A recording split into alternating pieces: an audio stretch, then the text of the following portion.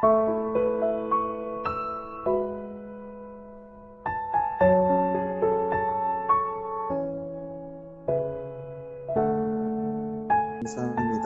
오늘 또 이렇게 귀한 시간 모일 수 있게 해주시면 감사드리고, 안타깝게 이 자리에 함께하지 못한 분들도 계시지만 하나님 인물에 대하여는 무리가 다 지식이 있는 줄을 아나 지식은 교만하게 하며 사랑은 덕을 세우나니 것을 아는 줄로 생각하면 아직도 마땅히 알 것을 알지 못하는 것이 재물 먹는 일에 대하여는 우리가 우상은 세상에 아무것도 아니며 또한 하나님을 편하게 하지만 사랑이 있는 지식은 분은 하나님 한 분인 거예요.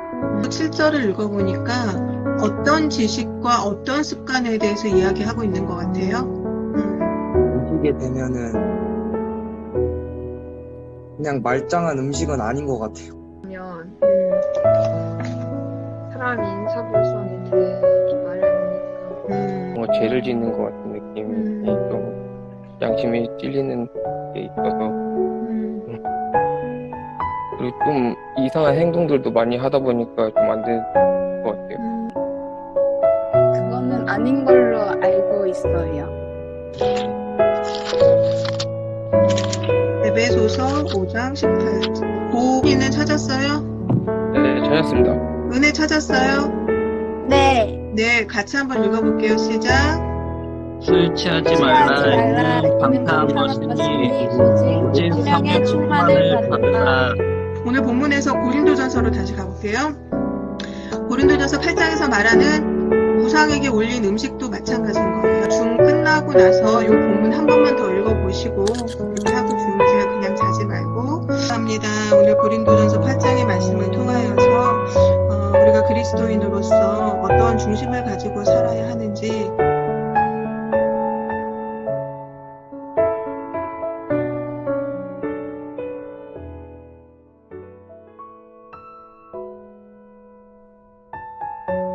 할렐루야. 사랑하는 성도 여러분, 오늘도 주 안에 평안하고 강건한 하루가 되셨습니까? 어제는 눈이 너무 많이 왔습니다. 차 사고도 많이 나고 또 지하철도 연착되는 일들도 있고 뉴스에 보니까 굉장히 사건 사고가 많았던 하루였던 것 같습니다. 여러분들의 삶에는 또 어떠한 일들이 여러분들 가운데도 혹시나 어려운 일이 있지 않은지 걱정스러운데요. 주님께서 도우시고 보호하시는 은혜가 있게 되기를 주의 이름으로 축원합니다. 오늘 말씀은 잠언 15장의 말씀 보겠습니다. 1절 말씀. 유순한 대답은 분노를 쉬게 하여도 과격한 말은 노를 격동하느니라. 서로 좋지 않은 대화가 서로의 마음을 힘들게 할 수도 있을 겁니다. 근데 오늘 말씀에 유순한 대답, 부드러운 답변들, 또 부드러운 대화들, 이러한 것은 우리들의 분노를 억제한다는 거죠. 쉬게 한다는 거예요. 우리의 분노를 평안으로 바꿔줄 수 있다는 겁니다. 그런데 과격한 말은 노를 격동한다는 거죠. 군대 가서 사격을 할 때 보면은 이제 방아쇠를 당기면 이제 격발한다고 하거든요. 그럼 이제 총이 나가는 거죠. 우리의 입술에도 이런 격발 장치가 있는 것 같아요. 그래서 우리의 입술에서 과격한 말이 시작되면 이제 방아쇠가 되는 거예요. 그 격발. 상대를 분노하게 하고 노를 격동하게 하는 일들이 발생된단 말이죠. 우리의 말이 어떠하냐에 따라서 분노를 쉬게 할 수도 있지만 굉장히 반대로 노를 격동하게 할 수도 있다는 것을 성경이 말해주고 있습니다. 특별히 오늘 우리가 보시는 잠언 15장 말씀은 말하는 것과 듣는 것에 대해서 굉장히 중요하게 또 자세하게 말씀하고 있습니다. 하나님께서 어떻게 말하기를 원하시는지 또 어떻게 듣는 것을 원하시는지에 대해서 자세하게 이야기하고 있어요. 그래서 1절에서부터 유순한 대답을 너가 가지고 있느냐 또는 과격한 말을 너가 가지고 있느냐 이렇게 시작을 하고 있습니다. 2절 말씀해 보니까 또 혀에 대해서 이야기합니다. 지혜 있는 자의 혀는 지식을 선히 베푼다. 미련한 자의 입은 미련한 것을 쏟는다. 당연한 거 아니겠습니까? 지혜 있는 자의 혀 안에는 지식을 머금고 있는 것이고요. 미련한 자의 입 안에는 미련한 것을 머금고 있는 것이죠. 우리가 양치할 때 물을 입에 물어서 가글을 하고 그 다음에 뱉어내는 것과 같이 우리들이 무엇을 머금고 있느냐, 우리가 예를 들어서 커피를 머금고 있다가 뿜어내면 커피가 나오는 거죠. 우리들의 입술에 소금물을 머금고 있다가 뿜어내면 소금물 나오는 겁니다. 그만큼 우리들의 입술에 쓴 마음을 품고 있으면은 쓴 말이 나오는 거죠. 성경은 그것을 이야기하고 있는 겁니다. 우리들의 입술에 무엇을 품고 있느냐, 무엇을 머금고 있느냐. 지혜 있는 자냐? 그러면 너는 너 입술을 통해서 지식을 선히 베풀 것이다. 그런데 너가 미련한 것을 머금고 있느냐? 넌 미련한 자며 또 미련한 것을 쏟아낼 수밖에 없다는 것을 이야기하는 것입니다. 우리가 4절로 한번 가보도록 할게요. 4절의 말씀 보면 올량한 혀는 곧 생명나무라도 패려한 혀는 마음을 상하게 하느니라. 올량한 혀는 살게 하는 능력을 준다는 거예요. 그런데 패려한 혀는, 거짓말과 왜곡된 말을 하는 혀는 마음을 상하게 한다는 겁니다. 여러분, 우리들의 입술이 어떤 입술이냐, 지금 성경이 우리들에게 묻고 있는 겁니다. 살게 하는 입술이냐, 또는 마음을 상하게 하는 입술이냐. 7절 말씀을 또 볼게요. 지혜로운 자의 입술은 지식을 전파하여도 미련한 자의 마음은 정함이 없느니라. 그러니까 다시 말하면 지혜로운 사람은 지식을 전하는데 미련한 사람은 그렇지 못하다는 말씀을 하고 있어요. 당연한 것입니다. 앞서 말씀 나왔던 것과 같이 지혜로운 자의 입술 안에는 지혜를 머금고 있죠. 그러니까 지혜를 전하고 지식을 전하는 건 맞죠. 근데 미련한 자의 마음에는 어리석은 것뿐이 없어요. 지식이 없다고요. 그것을 뿜어내고 싶어도 뿜어낼 지식이 없단 말이죠. 사랑하는 성도 여러분, 지혜로운 자의 입술을 다 갖게 되기를 주의 이름으로 축원합니다. 14절로 넘어가겠습니다. 명철한 자의 마음은 지식을 요구하고 미련한 자의 입은 미련한 것을 즐기느니라. 자, 우리가 예수 믿고 나니까요, 세상 사람들하고 굉장한 갭들이 이렇게 생기기 시작하더라고요. 가치관이 틀려지고요. 가치관이 틀려지니까 말하는 것도 굉장히 틀려져요. 옛날에 예수 믿기 전에는 욕 아니면 말이 안 되었던 사람도 예수 믿고 나니까 이게 욕이 나쁜 거예요. 깨달아지는 거예요. 그런데 예전 같이 어울리던 친구들 만나보니까 욕이 난무하거든요. 욕 아니고는 문장이 이루어지질 않을 정도로 이러한 가운데 있으면은요, 이게 가치관이 틀려지고 말하는 게 틀려지고 싫어지는 거예요. 그러다 보니까 사실 예수 믿고 나서 옛 친구들하고 좀 멀어지는 경우가 좀 상당히 많습니다. 그러다 보니까 때로 우리들 마음속에는 내가 지금 잘 살고 있는 건가 잘못 살고 있는 건가 이런 갈등이 올 때도 있어요. 그런데 사랑하는 성도 여러분, 정말 여러분들이 그런 갈등을 하고 있다고 한다면 이거는 갈등이 아니라 잘하고 있는 거예요. 내가 믿음 생활 잘하고 있구나, 그런 반증이에요. 가치관이 틀려졌다는 거예요. 내가 그만큼 변했구나. 내가 나도 모르게 나 변한 줄 몰랐는데 하나님의 지혜를 많이 품었구나, 하나님의 마음을 많이 품었고 선한 것을 품었구나라는 것을 여러분들이 자랑할 수 있어도 되는 거예요.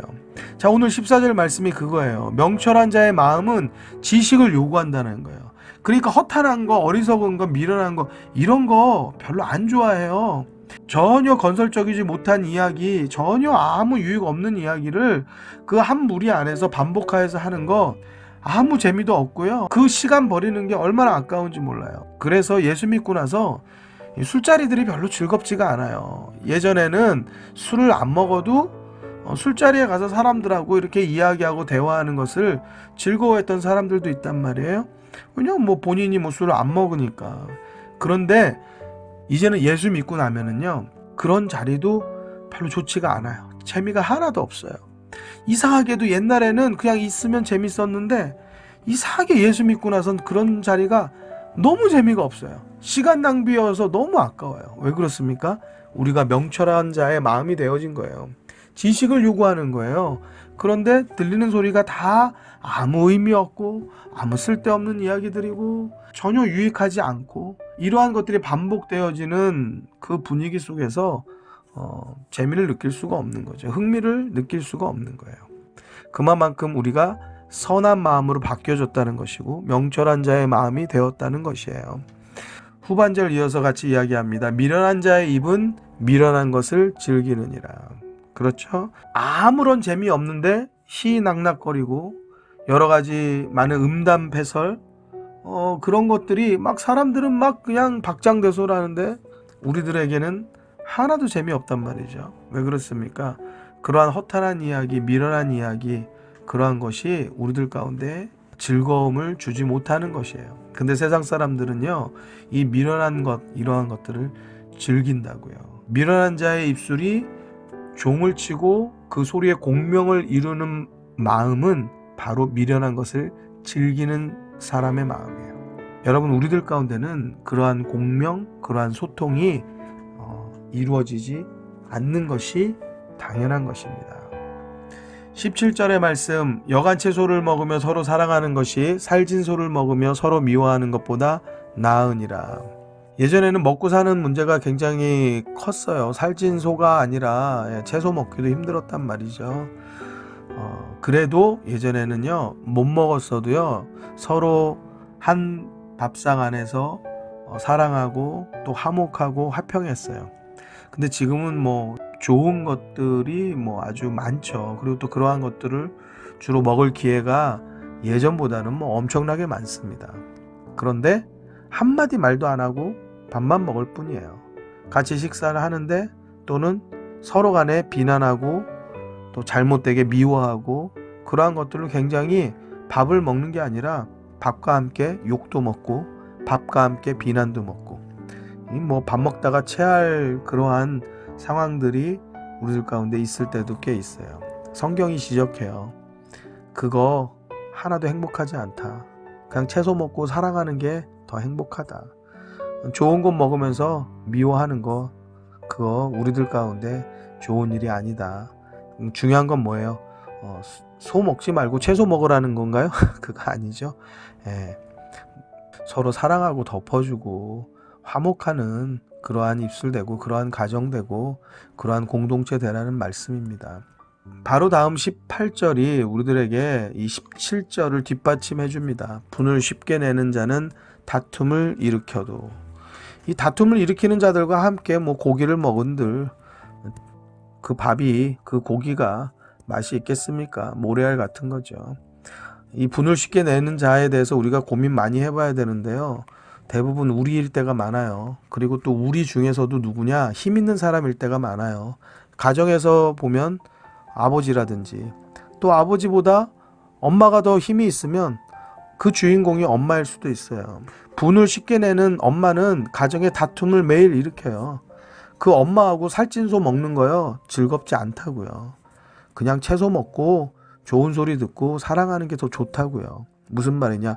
욕심내지 말라고요. 자녀들에 대해서도 욕심내지 말아요. 왜 그렇게 욕심을 내요?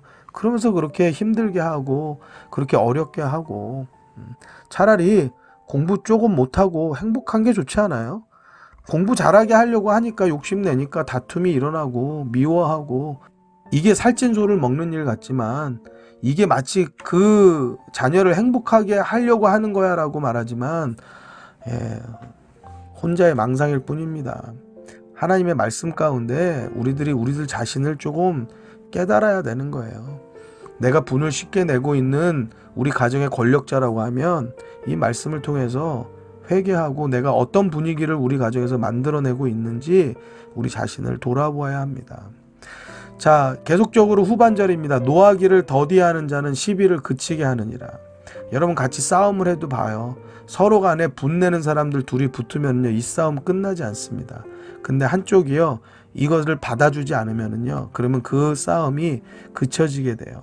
사랑하는 성도 여러분, 우리가 분을 쉽게 냅니까? 아니면 노하는 것을 더디하는 자입니까? 우리들의 모습이 어떤 모습을 가지고 있는지 잠언 말씀을 통해서 우리는 늘 점검할 수 있기를 바랍니다. 23절로 넘어가겠습니다. 사람은 그 입의 대답으로 말미암아 기쁨을 얻나니 때에 맞는 말이 얼마나 아름다운고. 참 말 예쁘게 하는 사람들이 있어요. 대답도 예쁘게 하는 사람들이 있거든요. 그 대답 들으면은 또 그 말 들으면 되게 상대의 마음이 좋아지고 기뻐지는 사람이 있어요. 오늘 1절이 그 얘기 먼저 하고 시작했잖아요. 유순한 대답은 분노를 쉬게 하여도. 그러니까 유순한 대답은 분노가 날 만한 일도 이거를 그치게 한다는 거예요. 그것과 같이 사람이 그 입의 대답을 어떻게 하느냐에 따라서 기쁨을 얻기도 한다는 거예요. 때에 맞는 말, 이것이 얼마나 아름다운가. 여러분, 우리들의 입술은 아름다운 말 하고 있나요? 우리들의 말을 통하여서 상대가 기쁨을 얻고 있나요? 이거 우리가 조금 오늘 고민해야 할 질문인 줄로 믿습니다. 26절 악한 꾀는 여호와의 미워하시는 것이라도 선한 말은 정결하니라. 사랑하는 성도 여러분, 우리가 하나님 앞에서 꾀 부리려고 하지 말고 선한 말, 정결한 마음을 갖게 되기를 주의 이름으로 축원합니다. 28절로 또 넘어갑니다. 의인의 마음은 대답할 말을 깊이 생각하여도 악인의 입은 악을 쏟느니라. 의인의 마음은 대답할 말을 깊이 생각한다는 거예요. 여러분들 말씀하실 때에 조금 생각하고 말하시나요? 아니면 그냥 나오는 대로 그냥 뱉어놓고 그 다음에 수습하기가 급급할 때가 많은가요? 제가 말씀을 통하여서도 몇 번 이런 말씀 드린 적 있어요. 우리가 말하고 싶은 거 있어도 한번 삼켜보고 그 다음에 생각해보고, 또는 누구하고 깊은 대화를 할 때는 내가 어떤 말을 해주어야 될지 속으로 깊이 기도하고, 그리고 하나님께서 나에게 어떠한 말을 입에 넣어주시는지 우리가 그러한 말을 합시다 라고 이야기했던 것 같이 우리가 조금 깊이 생각하는 그러한 습관을 가질 수 있으면 좋겠습니다. 악인의 입은 악을 쏟는다고요. 의인의 마음은 한 번 더 생각하는 거예요. 그래서 상대의 감정도 생각하고 또 그 입의 말로 아주 거기에 필요한 말, 때에 맞는 말, 아름다운 말, 상대뿐만 아니라 우리가 기쁨을 얻을 수 있는 말 하는 거예요. 분리되고 분열되는 말 아니고 화합되고 합하여지는 말, 그 말 할 수 있는 거예요. 우리들의 입술이 다 그렇게 아름다운 입술 되기를 주의 이름으로 축원합니다. 29절 말씀까지 보겠습니다. 여호와는 악인을 멀리하시고 의인의 기도를 들으시느니라. 오늘 특별히 잠언 15장 말씀이 말하는 것에 대해서, 또 혀에 대해서, 입술에 대해서, 또 듣는 것에 대해서도 같이 함께 이야기하고 있거든요. 오늘 악인과 의인에 대한 이야기를 한다라고 하면 이 잠언 15장의 말씀은 내가 말을 어떻게 하느냐에 따라서 악인이냐 의인이냐를 구분하는 기준을 삼고 있는 거라고요. 우리들이 말을 과격하게 하여서 또 분내게 하여서 상대를 힘들게 하고 어렵게 하느냐, 또는 우리들의 말이 상대를 마음 아프게 하고 상대를 분나게 하고 다툼을 일으키게 하고 있느냐, 이거 옳지 않다라고 성경은 분명하게 지적하고 있어요. 사랑하는 성도 여러분, 그 사람이 기도하는 거요 듣지 않으세요. 왜요? 여기 써 있잖아요. 의인의 기도를 들으시느니라. 반대로 바꾸면 뭐예요? 악인의 기도는 안 들으시느니라. 그럼 그 악인이 이 잠언 15장에서는 누구를 지칭하고 있어요?